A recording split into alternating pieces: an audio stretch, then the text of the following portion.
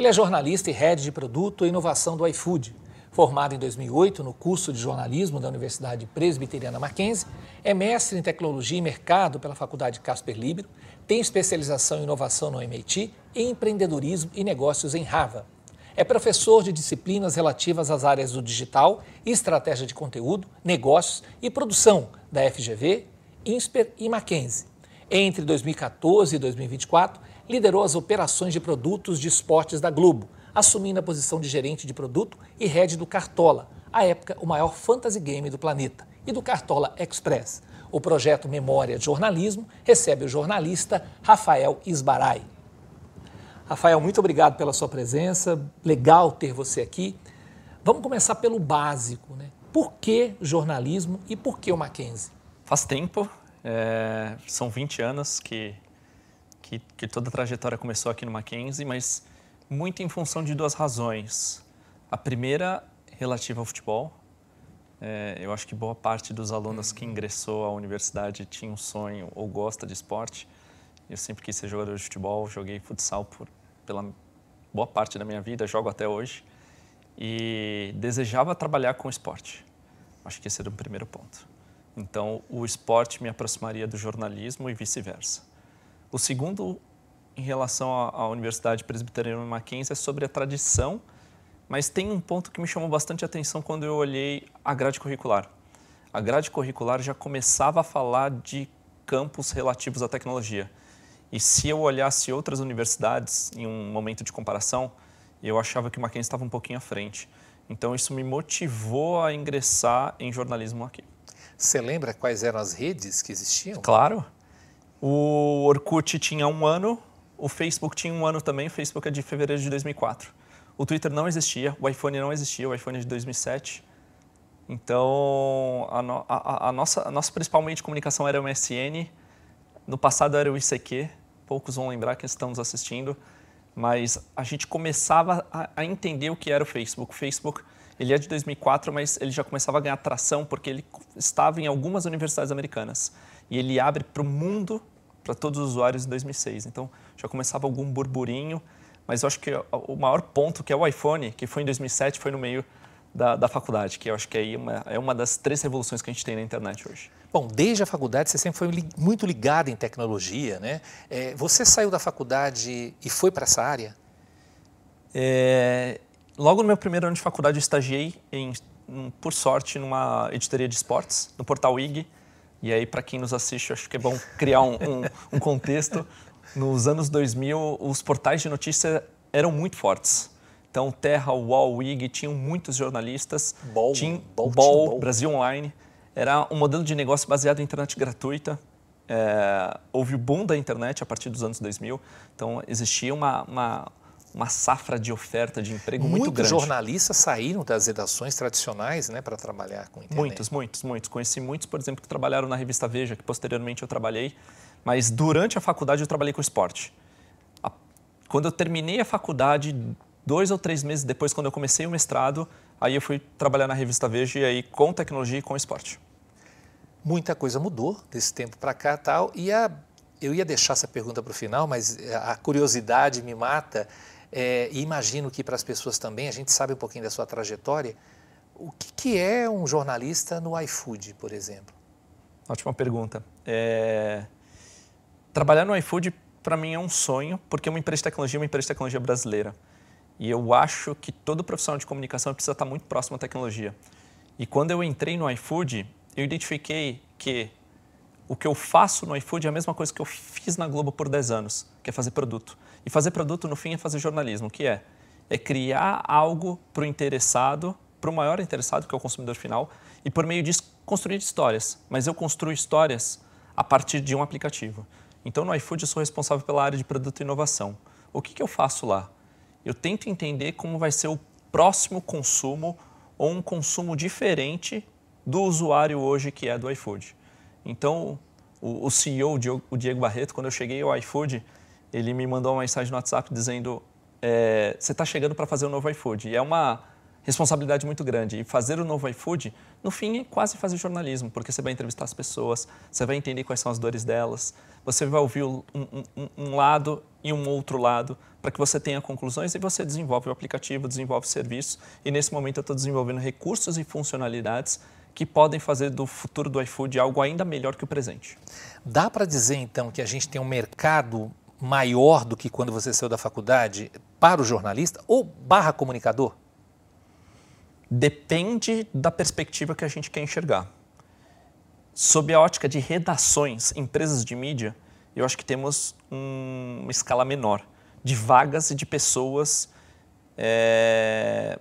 trabalhando nessa área. Caso você queira trabalhar com comunicação, estratégia, produto e negócios, eu acho que a gente tem um campo maior. Mas a produção de notícias, ela não continua? Por que a gente tem essa diminuição? Quem produz a notícia? Nossa, essa acho que é uma conversa que pode durar horas aqui. Horas, né? E eu acho que a gente tem um problema grave de modelo de negócio. As empresas de mídia acordaram muito tarde para o modelo de negócio da internet. E a partir do momento que você teve um modelo de negócio na internet baseado em publicidade segmentada, as Big Techs, né? E aí Google, Meta, Amazon, elas pegaram boa parte da receita publicitária dos meios tradicionais do passado. Então, quando nós tínhamos o jornal, rádio, TV, majoritariamente a publicidade estava na mão dessas empresas. A partir do momento que você tem internet, você não tem a transição correta. E a partir do momento que você não tem a transição correta, você começa a perder valor. E ao perder valor, você não consegue contratar os melhores profissionais. Ao não contratar os melhores profissionais, você perde valor como empresa, você perde valor para o consumidor final. Então, eu acho que tem um problema grave de modelo de negócio que ocupou boa parte desses últimos 20 anos, dos quais nós estamos conversando, entre 2005 e 2025, que faz com que as empresas de mídia hoje sejam mais enxutas e menores. Qual o papel do jornalista nesse processo? Pior que ele se torna cada vez mais fundamental. A partir do momento que você tem plataformas de redes sociais muito populosas, com uma disseminação de notícias falsas, sem uma autoridade ou uma verificação de notícia, isso se torna cada vez mais perigoso. Então, eu acho que ele se torna, o papel do jornalista das empresas de mídia, ainda é mais importante, só que a sociedade brasileira ou parte da sociedade no mundo não dá mais valor. Por quê? Porque a notícia se tornou commodity. Ela é gratuita, ela é exposta aos olhos de qualquer pessoa e a reprodução fiel é exposta aos olhos de qualquer pessoa. Mediante essa tua colocação, você acha ainda que é importante a formação acadêmica para um jornalista barra comunicador? Com certeza. Sob duas perspectivas. Primeiro, sobre maturidade. Eu acho que o jornalista tem uma capacidade incrível de avaliar o certo ou errado ou expor às pessoas uma série de pontos de vista e cabe a essas pessoas decidirem o que é certo e o que é errado. Mas tem uma outra questão que é mercado de trabalho. Por mais que exista a discussão eterna sobre o diploma do jornalismo, para você ingressar a uma empresa de mídia, as pessoas na área de recursos humanos, elas pedem a formação em jornalismo. No fim, é obrigatório. Eu acho imprescindível, acho uma carreira importantíssima. Eu acho que duas carreiras muito importantes para o nosso futuro daqui em diante: o jornalista e o advogado. Qual é a formação que você imagina que um jornalista deva ter? Eu estou falando sendo jornalista comunicador porque eu acho que é assim nos dias de hoje, para atuar nesse mercado tão amplo, por exemplo. Porque imagina que 15 anos atrás eu falasse: Rafael, você vai trabalhar no iFood. Eu acho que nem existia o iFood. Não existia. Né? Mas você vai trabalhar numa empresa de aplicativo. Você ia dar risada na minha cara. Eu acho que tem algumas questões que são importantes para a carreira do profissional. Você primeiro precisa entender onde é que você gostaria de trabalhar. Uma vez que você tem essa resposta, acompanhe quais são as vagas, quais são as descrições dessas vagas. Enxerga o que você tem como característica que você não tem. O que você não tem, você vai buscar fora da universidade. Com cursos no Brasil, cursos no exterior. Então, eu estou na área de produto, mais uma vez, que se aproxima do jornalismo, há pelo menos 17 anos. E nesses 17 anos eu fiz dezenas de cursos. É que você estava numa empresa de mídia especificamente, Sim. Então não tinha essa curiosidade. Você era jornalista ali, de Sim. qualquer maneira, né? Sim. É diferente, né? Exatamente, mas eu sabia que eu sabia do potencial dessas empresas e sabia onde eu gostaria de trabalhar, até para que eu melhorasse como profissional. Então, eu não parei de fazer cursos, não parei de estudar. Mas tem uma questão muito importante que se relaciona ao jornalismo, que é consuma conteúdos relativos à tecnologia. A tecnologia, ela impacta a sociedade e ela impacta o profissional de conteúdo. Rafael, na tua época não tinha a figura do influenciador. Qual a importância desse profissional hoje? Algumas pessoas não consideram ele um profissional. Eu considero, porque afinal de contas ele está trabalhando, tem um contrato e tal, nos meios de comunicação. Acho que a expressão influenciador já traz algumas nuances importantes. Influenciador influencia. Só que a minha preocupação sobre o influenciador é o quanto ele tem de experiência, de história, de conhecimento para compartilhar alguma coisa para a sociedade. Então, eu acho que a gente tem que ter sempre o viés da desconfiança, da avaliação, da curadoria, para entender o que é certo e o que é errado. É um mundo do qual, mais uma vez, as Big Techs tomaram, porque identificaram que, uma vez que você tem uma produção em escala de pessoas ao redor do mundo, você pode ganhar dinheiro com publicidade com elas e dividir essa receita. Só que, majoritariamente, essa receita fica para uma empresa e não para o influenciador ou para um produtor de conteúdo. É um espaço aberto. Esse espaço aberto tem pontos positivos e pontos negativos, mas é um caminho praticamente sem volta. Hoje a gente já consegue ver em emissoras de TV, em outras empresas, o papel do influenciador como jornalista e vice-versa. Eu acho que o maior exemplo é o da Globo, em que hoje o atual apresentador do Globo Esporte, em São Paulo, né, no horário de almoço, é um influenciador, mas que a gente não pode esquecer que é um jornalista, que é o Fred. Você teve uma trajetória bastante interessante na Globo. Eu queria que você falasse um pouquinho como é que foi essa trajetória, como é que foi construir um produto como Cartola, por exemplo. Tá. Eu trabalhei na Globo entre 2014 e 2024. Foram 10 anos incríveis. Acho que é a empresa que mais me brilha os olhos por todas as questões relativas à diversidade, por todas as questões como ela lida com o brasileiro e por todas as questões também sobre brasilidade.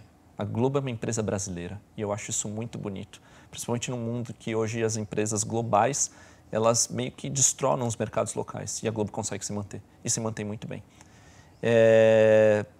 Durante esses 10 anos, acho que 60% ou 70% da minha vida profissional na Globo foi com Cartola. O Cartola, para quem não conhece, é um fantasy game, um jogo baseado em conhecimento, e aí mais uma vez uma aproximação ao jornalismo, em que você escala atletas e por meio dessa escalação você se diverte com seus amigos, com as suas amigas. Essa escalação ela é baseada nos jogos do Campeonato Brasileiro e você acompanha os jogos do Campeonato Brasileiro e escala os atletas que você considera mais importante. As ações que acontecem em campo são revertidas em pontuação. Então, caso um atleta faça um gol e você tenha escalado esse atleta, são 8 pontos. Então, existe uma relação muito interessante entre notícia e jogo.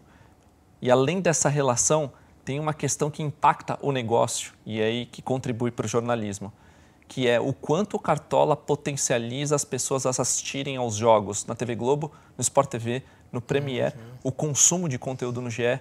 Então, eu acho engraçado quando me perguntam por que você trabalha com produto e eu falava, para ajudar o jornalismo. O Cartola consegue financiar o bom jornalismo de esportes da Globo porque é um produto com uma boa receita e que, consequentemente, traz bastante usuário e esse número de usuários não só consome o Cartola, consome todo o ecossistema esportivo da Globo. Então, eu acho que tem uma relação incrível em que eu me apaixonei e que foi muito boa durante esses 10 anos e que eu tenho o maior carinho e o maior respeito pela Globo. A Globo, a gente não tem dúvida de que ela acompanhou a tecnologia, acompanhou o mercado, está sempre modificando em todos os aspectos, né? Tanto como a TV tradicional, depois como streaming, enfim, depois como no próprio Premiere e tal. Você acha que os outros grupos de mídia brasileiros conseguiram acompanhar essa tecnologia? Não conseguiram, mas mais uma vez eu bato na questão do modelo de negócio. Fazer tudo isso que a Globo faz é muito caro. Ter um serviço de streaming como o Globoplay e que ele não caia, exige um custo de tecnologia, de desenvolvimento, de software, de nuvem muito alto. Não são todas as empresas de mídia que têm esse potencial, esse valor e também esse carimbo de qualidade dos conteúdos da Globo. Então isso é um pouco delicado porque o investimento ele é muito robusto para que você tenha um retorno a longo prazo. E o problema é que essas outras empresas de mídia elas não conseguem pensar a longo prazo.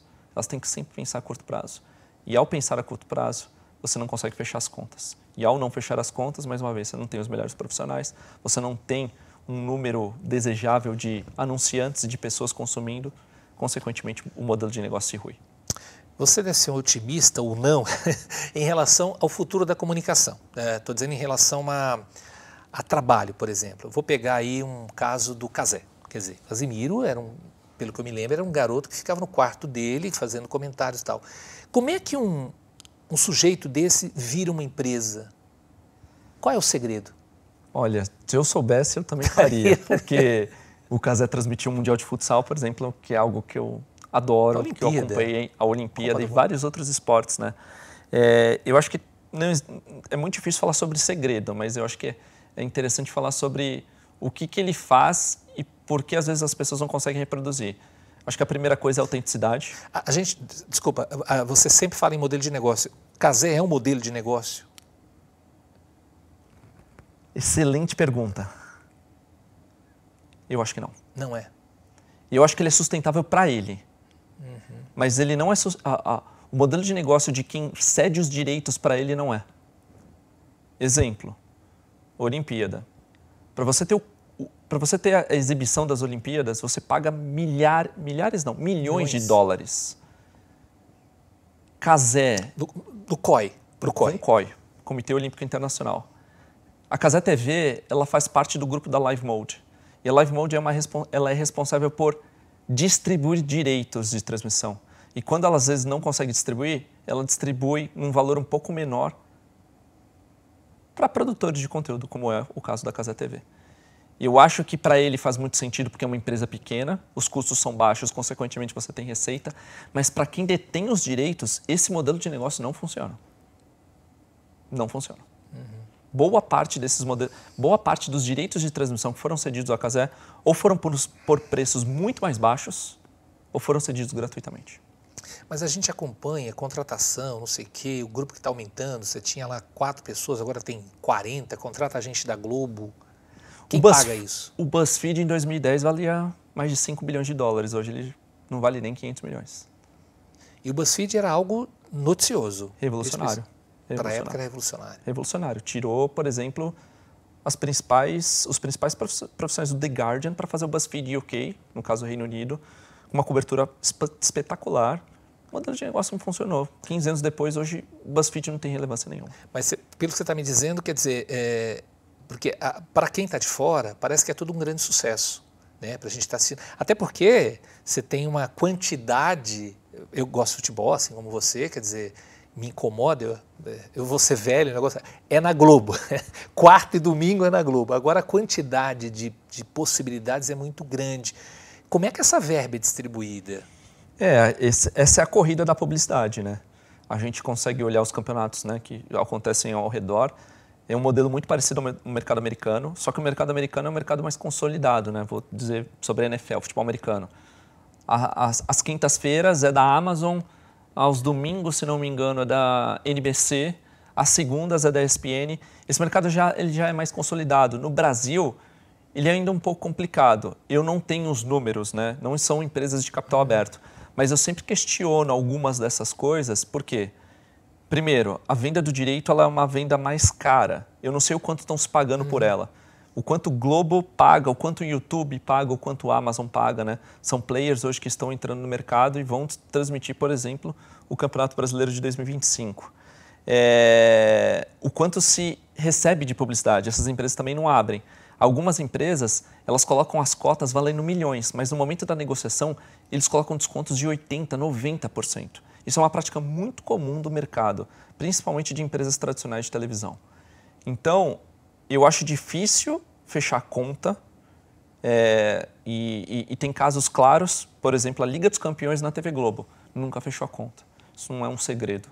Por quê? Porque você paga milhões de dólares e a UEFA, detentora da Liga dos Campeões da Europa, ela não permite que você faça publicidade aberta porque ela já tem os próprios patrocinadores. Isso acaba um pouco com o modelo de negócio. Não à toa que dificilmente a Globo vai ao mercado fazer uma oferta para aquisição de direitos, né? No passado a gente teve o esporte interativo comprando direitos de alguns clubes, não conseguiu, teve que renegociar, teve que vender, existem batalhas jurídicas relativas a esse assunto. Esse é um tema muito delicado, que envolve muito dinheiro, mas eu ainda desconfio. Eu acho o Cazé incrível, eu acho o modelo de negócio deles interessante, mas eu não sei o quanto as empresas que vendem os direitos ou as empresas detentoras, né, dos direitos estão satisfeitas sob a ótica de modelo de negócio. Acho que sob a ótica de barulho, como você usou a expressão sucesso, acho interessante, porque sucesso na internet é um negócio um pouco complicado.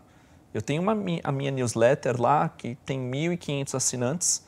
Se 500 pessoas pagarem $5 por mês, são $2.500.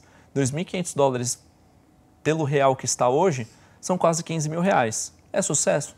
Para mim pode ser. Tá? Então eu acho que a internet propiciou a mudança da definição da expressão sucesso. Eu não sei o que é sucesso para Cazé. Eu não sei o que é sucesso para Globo. Eu acho que quem trabalha na área de negócios, quem olha o P&L, né? O P&L é o acrônimo de Profit and Losses, né? De ganhas e perdas.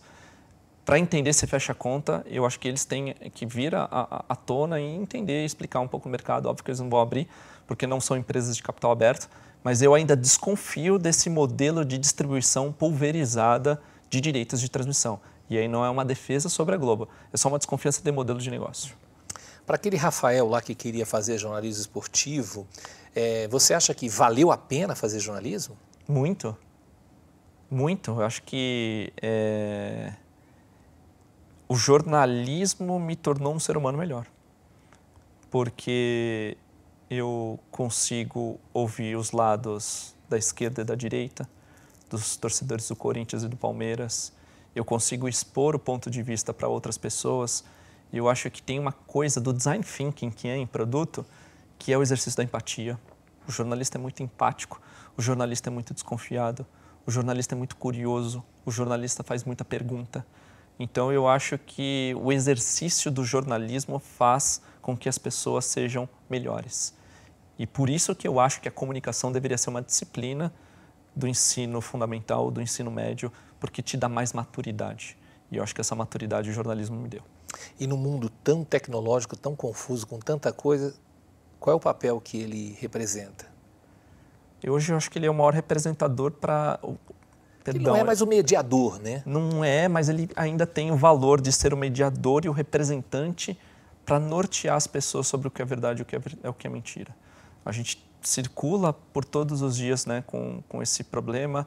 A tecnologia vai vir aí com o deepfake, que é a possibilidade de você construir vídeos em que você não sabe se esse vídeo é verdadeiro ou não. Esse, para mim, talvez seja... A voz já foi. A voz já foi. E esse, para mim, seja o maior problema das próximas eleições e das próximas relações com a política. Não à toa que política e Big Techs têm uma relação muito íntima. Então, eu acho que o jornalismo, as empresas de mídia, elas têm um papel importantíssimo para a sociedade sob a ótica de entender o contexto para que você tenha um ponto de vista. Mas, mais uma vez, eu acho que existe um problema cultural brasileiro sob a ótica de conhecimento. E aí eu posso colocar uma responsabilidade muito profunda, mais uma vez, no governo brasileiro, seja ele qual for, e nas instituições dos ensinos fundamental e médio, para que você tenha maturidade sobre comunicação, para que você tenha maturidade sobre notícia falsa. Hoje a gente não vê uma pessoa da 7ª série do ensino fundamental ou da 2ª série do ensino médio tendo uma percepção clara de comunicação, uma percepção clara de notícia. Esses são temas que precisam estar em alguma disciplina, não sei qual, mas em alguma disciplina. Essa pergunta não estava aqui no meu script, mas ela pintou agora, já que você falou das Big Techs. Você acredita que elas devam ter a responsabilização pelo que elas reproduzem? Eu acho que elas precisam entender a responsabilidade que elas têm a partir do momento que você tem um livre discurso. E eu acho que a minha resposta mais precisa seria depende. Nos Estados Unidos, a definição de liberdade de expressão ela é completamente diferente da liberdade de expressão da França, que é completamente diferente da liberdade de expressão do Brasil. Eu acho que essas empresas precisam respeitar as regras locais para ter ou buscar a condição de se fixar no país. A minha pergunta seria justamente essa, não uma regra global. Cada lugar você ter a regra e respeitar essa regra. Eu defendo a regra nacional. Você, quando chega nos Estados Unidos, por exemplo, você passa por uma série de etapas. Você não consegue furar aquelas etapas de entrevista, de imigração, porque você respeita a lei. A definição de liberdade de expressão nos Estados Unidos é uma definição de liberdade plena, desde 1776. Na França já é um pouco diferente. Tem algumas expressões que você não pode usar. No Brasil, é completamente diferente. Então, eu acho que essas empresas de tecnologia, elas podem se posicionar de acordo com as regras que estão instauradas em cada país. Eu acho que esse respeito à lei ela é muito importante. Rafael, obrigado pela aula. Muito bom, é muito bom saber disso, né? Tudo que está acontecendo também, até para a gente, como professor, acompanhar. Isso que você falou da comunicação é fundamental, né? Eu tenho um filho de 17 anos, você fica sempre preocupado com isso. E nem, como você disse, não sei em que disciplina, mas talvez desde o início você meio que direcionar. Olha, é assim que tem que ser. Obrigado, viu? Obrigado a você.